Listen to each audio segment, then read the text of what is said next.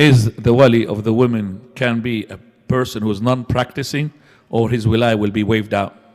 No, his wilayah is still there. The wali has only 5 conditions. There's no 6th one. Muslim, male, sane, and has his puberty. Okay, so Muslim, sane, male, and reaches puberty. And the 5th one, and also freedom. He's not a slave, but adalah, to be pious, is not a condition. So he could be drunkard, he could be a fornicator, he could be a thief. If he's a Muslim, his wilayah will not be waived out. That sister, that daughter of his, cannot marry without his consent. If his consent was not justified or unjustified, meaning that the brother is good and he is not giving the consent, she cannot go ahead, even he's a drunkard person. But she raises her matter to the judge or the representative of the judge. Maybe we don't have judges here. Imams. The imam here will take it on board to communicate with the wali, the drunkard one, the thief, the fornicator, and say to him, what is your ground for refusing the consent for this brother to marry your daughter? If he gives a good reason, then even if he's a drunkard, he has to take it. He cannot bypass his wilayah. But if he didn't, well, he's gura, no gura, not white, guru, you call it. He's not white, he's not black, he's not, whatever he's not, then the imam has the right to bypass his wilayah, but she cannot bypass her wilayah just by her own. It's not, by the way, it's not like any woman should just go there and marry. No, it's not. Islamically, that's wilayah is there. Ahnaf, they were wrong. The Hanafi madhab is absolutely wrong. Imam Abu Hanifa, he is rewarded for his ijtihad, but he's absolutely wrong. Why? Because the Prophet sallallahu alaihi wasallam, he said, أيما امرأة نكحت من غير ولي نكاحها باطل نكاحها باطل نكاحها باطل.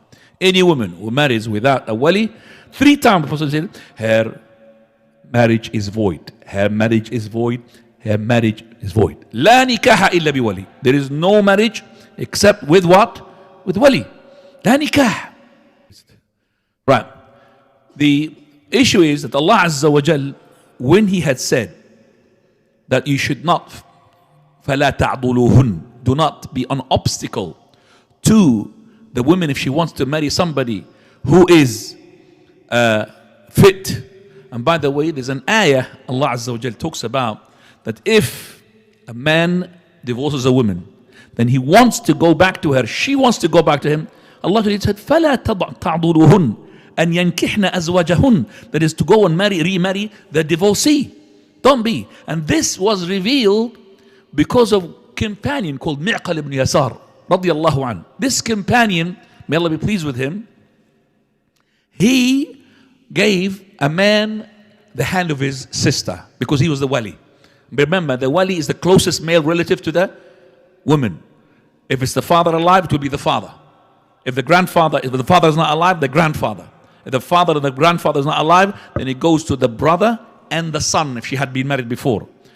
And they are equal. Son and brother are equal. But if one of them had got no common sense, is going to be obstacle to her to marry somebody else, the son will be taken away and the brother will take over. So he given the consent for that man to marry her. After they married, he had divorced her. He got upset. He said, I have honored you and gave you the hand of my sister, and you did this. So they wanted to go remarry again. She accepted, and she, after the iddah is finished, so remarried, said, I'm not going to give it to you. I've honored you before, and you have, you just told you did not honor my honor to you. So he did not give it. When Allah had sent the verse regarding this issue, he said, now Messenger of Allah, I'm going to accept. So straight away he let his sister to remarry her divorcee. So Imam Shafi'i, he says regarding this verse, if there is no other proof except for this proof for the wilayah, then this is the most clearest explicit statement that the wali is the one who gives the last verdict and approval for the sister to marry or the girl to marry. Because what's the point if he's got no power to prevent her to remarry her divorcee? So that means the wali is not wali. So that's a powerful proof. And it's not correct, those people who follow that madhab al-Hanafi. Abu Hanifa rahimahullah, he made a mistake, he's rewarded. Remember, he's rewarded because he is mujtahid. That's what he had arrived at the conclusion. But the ones who came after Abu Hanifa, they could see the hadith of the Prophet of Allah, which Abu Hanifa did not see. Nikahuha batil, batil, batil. 3 times. Her nikah is void, void, void, invalid. So how can she marry with that? So I'm telling the brother, this is why I'm emphasizing the fact, because I could see some brothers, they want to marry a sister. And that sister, he's got a stubborn father. And he sees that this father of hers is not even praying, hasn't got beard, he doesn't come to the masjid, or even maybe he's drunkard. So, please, can you give me a sheikh, go ahead to go and marry her without his consent? No, you can't waive it out. His consent is to be there. If he did not give the consent justifiably, then go to the imam. She should go to the imam, not you. She should go to the imam and seek his help against her father or against her brother, but she cannot just go marry like that.